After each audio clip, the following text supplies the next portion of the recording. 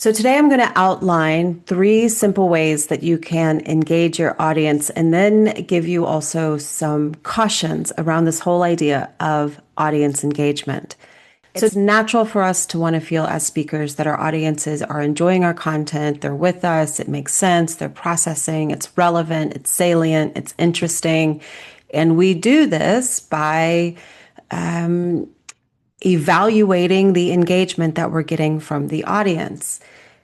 So let's cover 3 simple ways that you can engage your audience, and then we'll get to the cautions around it.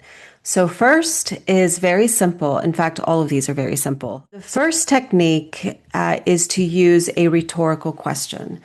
Now, a rhetorical question is a tool we use all the time in our casual conversations, isn't it? It is a question that you already know the answer to, that doesn't necessarily require a vocal response.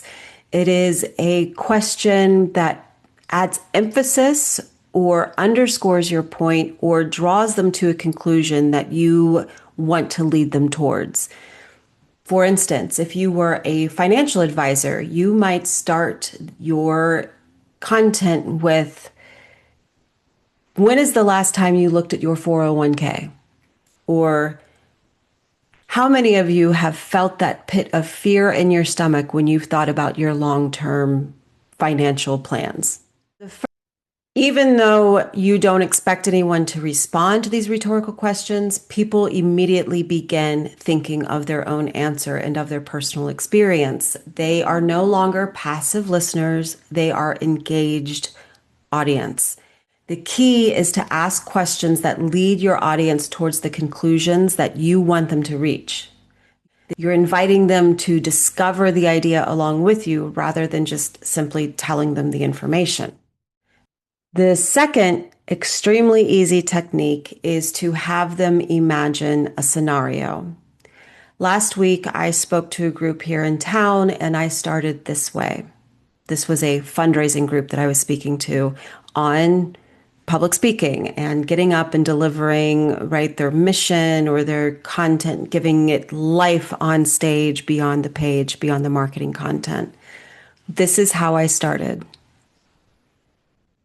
Imagine this. It's 4 p.m. on Thursday. Your annual meeting starts at 6 p.m.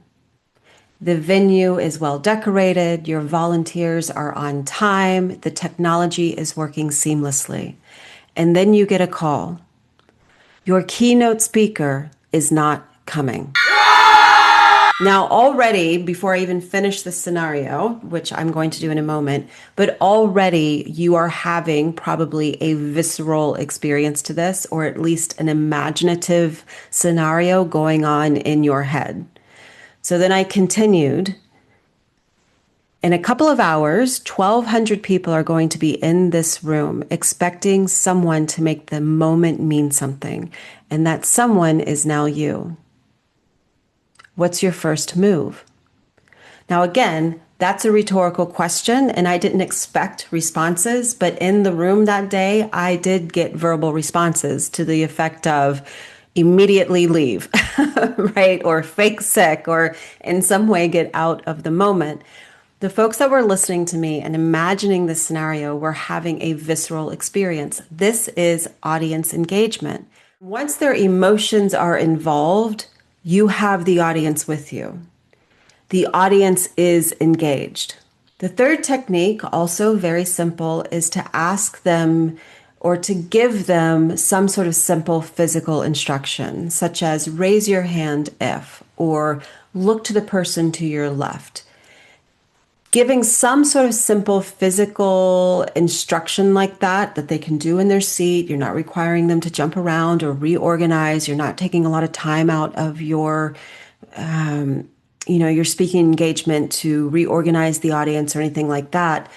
Again, this is a very simple technique that gets your audience involved very quickly and very easily. The instructions don't have to be dramatic. It simply shifts people from a passive listener to an active participant. The moment anyone does something, they become a part of the experience. So those are three really simple ways that you can get your audience engaged. Ask them a rhetorical question. Invite them to imagine a scenario.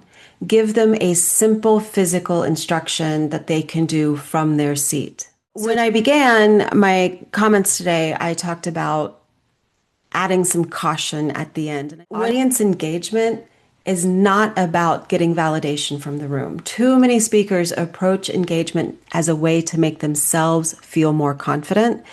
They want the audience to reassure them. They want energy back from the audience so that they feel confident, so that they can get a boost in confidence about their content. This is not the right way to go about audience engagement. That's backwards. You, as the speaker, are the one who is boosting the room and bringing the audience with you.